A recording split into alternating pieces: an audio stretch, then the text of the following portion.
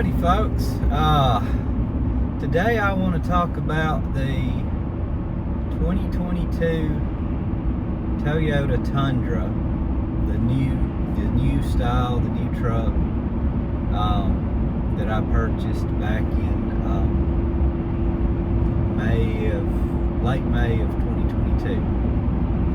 Now, if you're considering one of these trucks or have one of these trucks or researching whatever, you're probably going to want to listen to some of what I've got to say. Everything that I experienced, you may not experience with one of those trucks, but that truck left me with a bad taste in my mouth, and I just want to talk about it. I no longer have it, and I'll explain all that in a minute. I haven't had it for a year, but I did put right at 20,000 miles on the truck. I had it about 7 to 8 months, and I put that miles on it in that time period. And I bought it new. It was quite hard to find at the time, especially getting a full drive truck. But if you're a long-time Toyota person, kind of like I am, you're probably going to want to hear what I got to say about that truck. So it's just going to be a ride-along video. You're welcome to just listen to the audio of this if you want, because I'm not going to really be showing anything. I really wish I had done a review on that truck while I had it. And I thought about it several times. I never did do it. I will put a picture at the beginning of this video or whatever, show you what it was. But anyway, let's dive into it. First off, just to give a background on my Toyota experience, so that some of you don't think I'm just shooting from the hip here. I've had multiple Tacomas, multiple 4Runners, 2 FJ Cruisers. You know, it's a handful. We just bought another Toyota. We bought a 2023. We bought it used. Only 20,000 miles on it. We bought another 4Runner, like I said, for the wife to replace a 4Runner that she had since, well, been in the family, let's just say, since about 2008. It was a 2003 4Runner. 4.0 V6, first year of that. What was that? Fourth or fifth generation? I forget.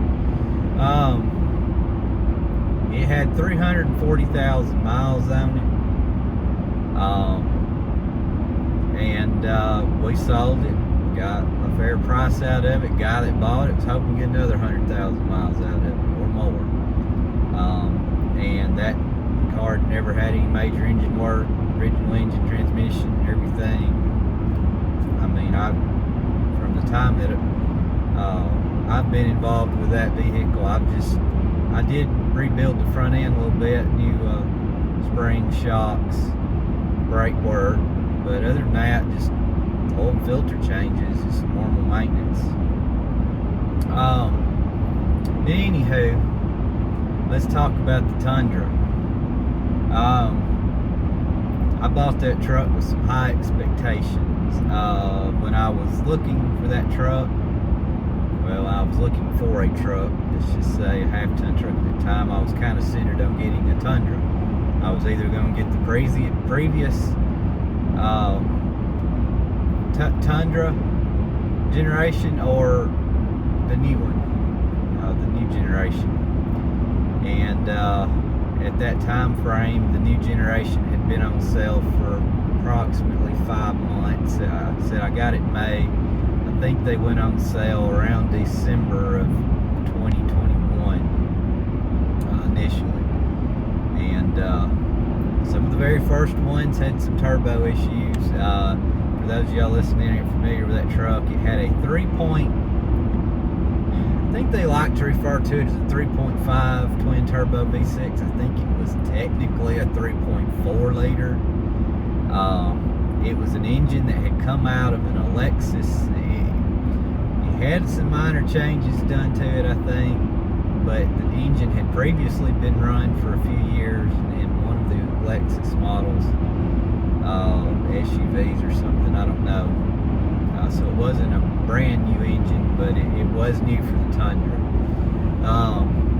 And to think about putting that in a half-ton pickup truck that I think was rated to pull up to, depending on the configuration, could tow up to 12,000 pounds. That's 3/4 ton territory. I mean, that, you know, that with a 10-speed automatic was impressive. And I will say the truck pulled good. There was one downside to it I'll get into, but the truck did pull good. The power and all, the very thing was like a sports car. I mean, you get on it, it took off like a rocket. You got those turbos going. It was a little bit too much, to really be honest. The truck I'm in now is way less power. It's a naturally aspirated engine. It's a V8, and it don't have the get up and go that Tundra had. But anyway, so I had found a previous generation. It was a 2020, I think, Tundra, 2020 or 2021. Had about 20,000 miles on it, kind of like that 400 we just got. And it was a TRD 5.7 V8, which I think they all were at that point. Good truck, good track record. Problem was they wanted as much for it as a new one, and I really had a hard time getting over that, and the fact that they were notoriously bad for poor fuel mileage, like really bad fuel mileage. And I knew it was going to be a commuter truck, and I didn't want to pay equivalent or more for a used truck. I was going to get less gas mileage, even though it was probably the better truck. It was probably the one I should have went with. I knew I could, if I could find, the problem was finding a four-wheel drive new Tundra. I could find the two-wheel drives. They were readily available 20 minutes from my house. But I had a hard time finding four-wheel drive. I'll just cut that whole story out. I finally found one. I had to drive about 5.5 hours to get it. It came off the truck. It was pre-ordered. The deal fell through when it came in. I just happened to catch the dealership listed the day it came off the truck after that deal fell through. I jumped on it, bid on it, got it for less than the used Tundra was going to cost me, but I had to drive to another state and get it. So this is the end of May 2022. I get the truck, get there. They were like, let's test drive it, make sure everything seems all right, and before I sign the papers and head back home with it, which we did.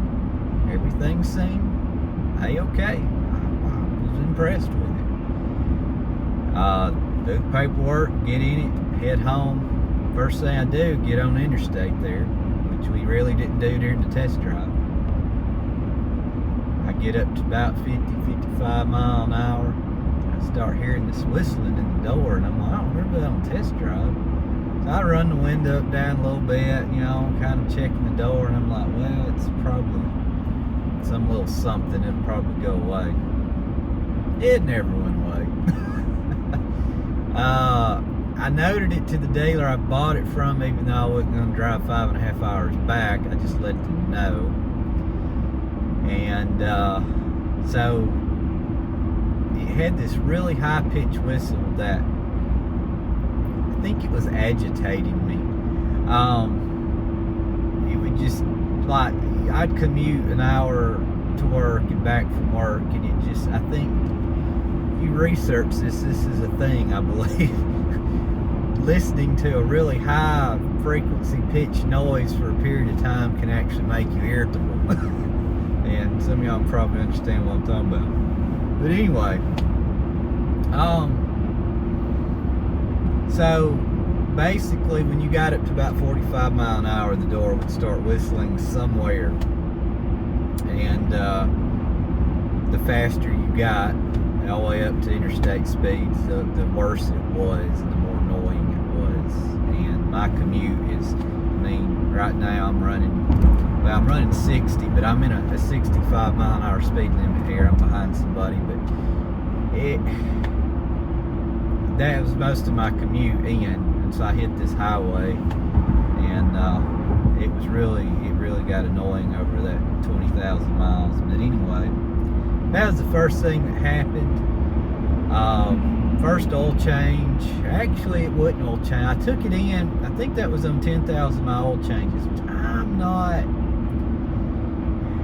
about as far as I'll push anything, especially since my driving is like 99% highway everywhere I go. But I'll push things 7,500 miles. That's kind of what this truck I'm in is doing. The truck I'm in is a 2022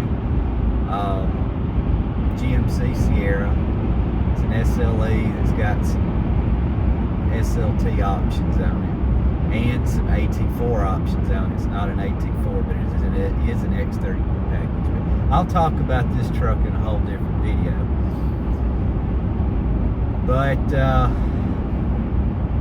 anyway, took the truck in for the 5,000 mile service. Did not get an oil change because that was on 10,000 mile interval.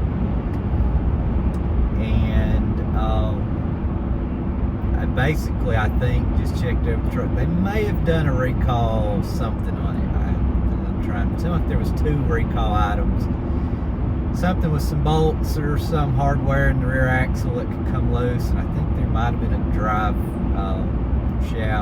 line torque thing to check too. It occurred at some point in time. I forget the order on that. But I noted the door whistling to them. They were like, well, yeah, Toyota knows about it. There's no fix for it yet, but we'll take care of it, you know, when we get a solution, blah, blah, blah. Okay, so I'm back out the door with the door whistling. So that was one thing. As I started hauling with the truck and whatnot, like I said, it did well. The fuel mileage on that truck, it was better than what the previous generation, the 5.7 V8 Tundras would have been by all research and everything that I've done. However, very low 20s was, I mean, on rare occasion I'd see it's say 23, 24, but usually it was very low 20s, almost identical to this truck I'm in now, which is, you know, I think a heavier truck and full-blown 5.3 liter V8. It consistently gets low 20s. So the fuel mileage wasn't quite as high as I'd hoped it to be out of the 3.5 liter twin turbo V6. The other thing that was starting to aggravate me was that truck had absolutely no engine braking. You'd start down a hill and you could downshift it, let it downshift, all it wanted, it had no engine braking. Like that truck was so free breathing. It would not hold itself back. You had to use your brakes to hold it back, and that was just an everyday normal driving. I go up and down a couple of pretty good hills. That was getting aggravating, and I warped my brakes. And I don't ride, I'm typically very light on brakes, and the front rotors were warping on it already. You can start feeling the vibration in it. This truck here, same route, same driving, pulling the same trailer, hauling the same loads of hay and stuff that I haul with it, pulling the same camper. Everything we've done with this truck, I've even pulled the camper on a 5,000 mile road trip out west with this truck. No warping of the brakes. Brakes have been fine. You know, these obviously are much beefier brakes on this truck. And even with trailer brakes on the Tundra, like I said, with a load behind it, that was the one thing, was the braking, and it had no engine braking. Just none. It just freewheel right down a hill, even with nothing behind it. And you had to ride the brakes a lot more than I felt like I needed to. So that was another gripe. Then around 10,000 miles, it went in for its first oil change. Now, this issue is a little bit more to do with the dealer than the truck, other than why in the world Toyota, let me back up to the 4Runner, the 2003 4Runner we had that had 340,000 miles on it. 4.0 liter V6. For those of y'all that are familiar with a 4.0 liter V6, that engine come out, they put an oil filter on the top of the motor, raised the hood, it was right there, right at your right hand, looking at the motor, front corner of the motor. Oil changes, you just shimmy under there, drain the oil, pop back out, take care of the oil filter, shimmy back under, put the plug in, put new oil, done. The quickest oil change I've done on any vehicle were the 4.0 liter V6s, and I've had a few of them. I've had them in that 4Runner, I've had them in another 4Runner, I've had Tacomas, the FJs are both 4 liter, great engine. But somewhere, I don't know, 2013, 14, 15, somewhere in there, whenever they went to the 3.5 engine that's in the Tacomas, which is a different engine than what is in the Tundras. So if you don't know that, they're not the same beast. They're two completely different animals, even though they're the same size motor. They took the oil filter off the top of the engine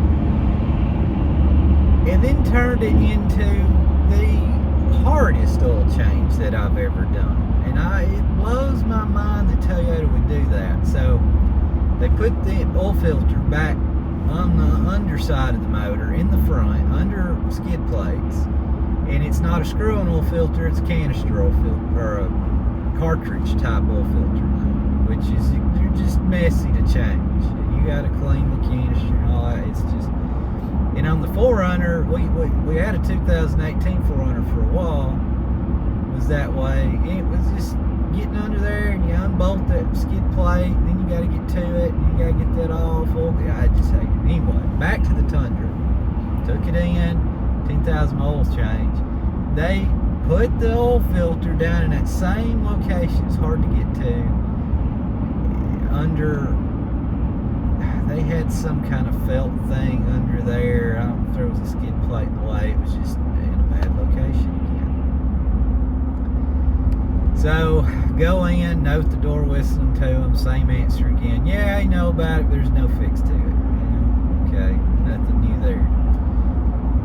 They do the oil change, whatever else they did to it. The only reason I was carrying it in was because I think the first 2 or 3 oil changes were free. And I was just like, well, they're free, I'll carry them to the dealer. And I had those recalls. And I wanted to get the door whistling fixed, because I want to take it. So, do all that, get in it, drive straight back home, get home, there's oil leaking out from under the truck. I'm like, really? They did a messy oil change.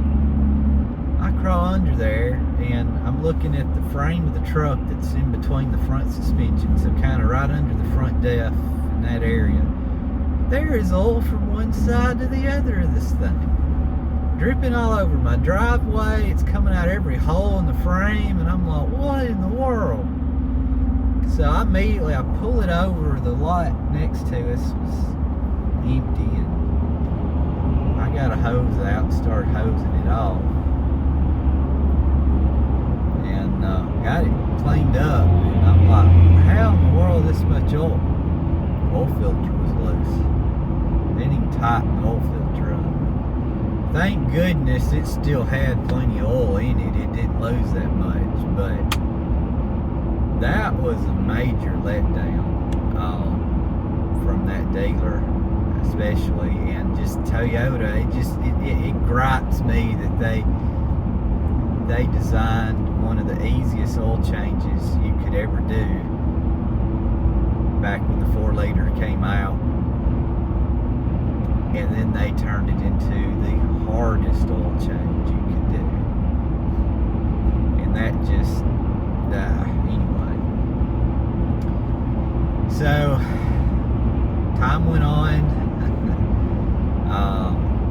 Was not going to take it back to them for an oil change at that point. Was done with that. So the issue then was the other little problems that were popping up, and the problem I had that showed up next was the fuel gauge started putting it was getting finicky, I guess is the best way to put it. So I'd run it a few days on a full tank. It'd get down to about a quarter tank. I'd whip in the gas station, fill up, get in the truck, and it'd still be at a quarter tank. And it would stay that way for quite some period of time. First time it did, I actually questioned if I got gas out of the pump. Like, I was like, what in the world? I'd never seen a fuel gauge not register, that was working right after you filled up. And it did that numerous times, and it was always kind of an undetermined amount of time until the fuel gauge would register. It would eventually figure itself out and work, but it was aggravating. So that happened, and then one day I had kind of crawled under it. I was doing my own tire rotations, I think, at that point, and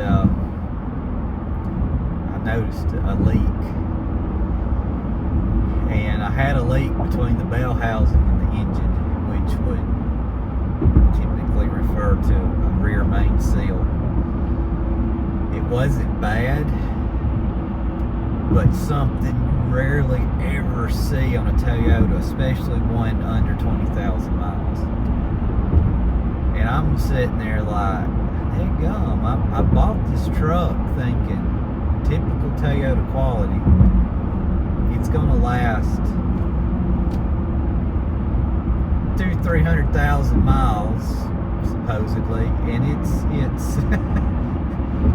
fuel gauge is going out, doors whistling, random stuff's rattling inside the cab, which isn't usually normal for Toyota either. I've got what looks like a rear main seal starting to leak and drip, and I'm like, this ain't what I'm paying for. I ain't doing this. I'm just not. This is not Toyota. And from the get-go of that truck,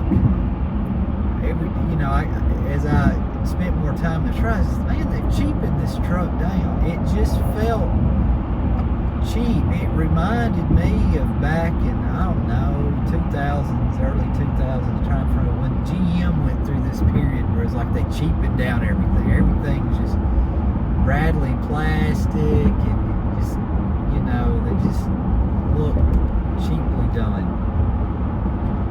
That was the impression I was getting with that Tundra. It was just like, this is not normal Toyota experience.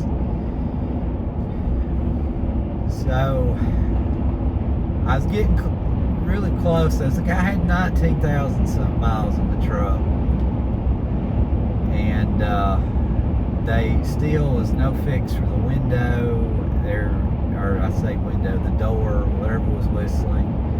Fuel gauge was just doing whatever it wanted to do. I knew I had that leak underneath, and and another thing it did, which bothered me. So those trucks early on, there was some turbo issues. Now, by the time I got mine, that issue had been resolved. I experienced no turbo issues. I had no problem with the motor. And it may turn out to be a really good motor for Toyota. I don't know, but those turbos sat right down, not far from your feet in the floorboard there in placement in the truck. And when you were pulling, or you had to let it, use some turbos to make power, you could literally feel the floor heat up in your foot area. You could feel it heat up and cool down and heat. And you can engineer for that to a degree, but for that to be long-term reliability, that would really have to be engineered for expensively, because anybody that knows metallurgical, all that kind of, heat and cooling, eventually something's gonna go. It's gonna give way there. And I just put a lot of things together in my head and was like, you know what, I'm gonna get out of this truck. They're not fixing the door squealing. They're not, I had a bad experience at the dealer, oil change. I just was like, no, I'm done. So I started looking around, and that's how come I wound up in this truck here. In this truck, I'm there, the day I bought it to now, it has not been back to the dealer. I did buy it used. It had 3,000 miles on it when I bought it. It still not had its first oil change or anything done to it yet. I've got 34,000 something miles on it. I've had it right at a year, and I've had no issues out of this truck. And I'm typically not a GM person. I'm just not. I said that truck left such a bad taste in my mouth that I was willing to. I was gonna go to a Ford or a GM truck, specifically a GMC, and I wanted a V8. I was going to get a 5.0 liter Ford, or I was going to get the 5.3 V8. And I guarantee you, some of you made this one. Well, the 5.38's having lifter issues, and they're blowing up, blah blah blah. Yeah, that's true. I did my research. There's a specific reason why I bought this truck, and it took me a little while to find it. And that basically is, during COVID, they had the chip shortage. The problem with these motors and the lifters is the active fuel management and the dynamic fuel management, which hydraulically collapses lifters to deactivate cylinders and blah blah blah. You can go off and research that and how it works on your own. However, during the chip shortage, there was a period of time where they couldn't get the chips, the electronics, to activate the system. Now granted, this engine still has all that stuff in it. It just doesn't have the chip to control it. Therefore, this engine's full-time V8 all the time. And it's on the window sticker. I have the window sticker, and it says without the dynamic fuel management and the active fuel management. So when I ran across this truck and I found that it was on the window sticker, I was like, that's what I want, because this engine is least likely to have that problem. Because the lifter should not be going active and deactive and collapsing. And when they collapse is when they get stuck, and then the rods start ticking and rattling and all that. So knock on wood, this one's going to be okay. But I'm very happy with this truck, and I hate to say that. I hate to say that I like a GM truck over the Toyota Tundra, because I think the previous generation Tundra was a good truck. It just, and the engine was good. The 5.7 engine was kind of basically a V8 version of that 4-liter, and really good, almost bulletproof motors, and it just was notoriously bad for fuel mileage, and that just was something I didn't want to be getting 14, maybe 15 miles a gallon tops out of it. So I really wanted the low 20s, and I knew these trucks would get that. As those of y'all that've been on my channel for a while remember, I had a truck like this, 5.3 Z71 full drive, back around the 2014-15 time frame, something like that. But anyway, but that's the story on the Tundra. That's what happened to me. I hope they've made some improvements and stuff. But the things that happened with mine shouldn't happen. Maybe they don't. Maybe I got a lemon. Maybe mine was built on the wrong day. I don't know. But I have heard of the door whistling issue being a problem with others, and I have run across the fuel gauge issue being a problem. The leak that appeared to possibly be a main seal, a rear main leak, could have been something else, but that's just what it looked like, given its location.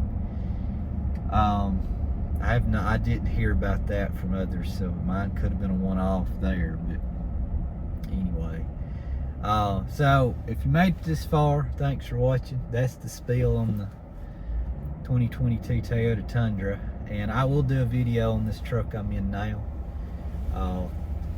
Review on it. I'll wait till I actually do a walk around review on this truck, and I'll point out some of the things I like about this truck, and I'll probably do a lot of comparing to the Tundra, to the F-250, and even my Ram 2500 I had, just as a little bit of comparison. But I am here where I've got to be, so I'm going to wrap this up. Thanks for watching, and we'll see you on the next one.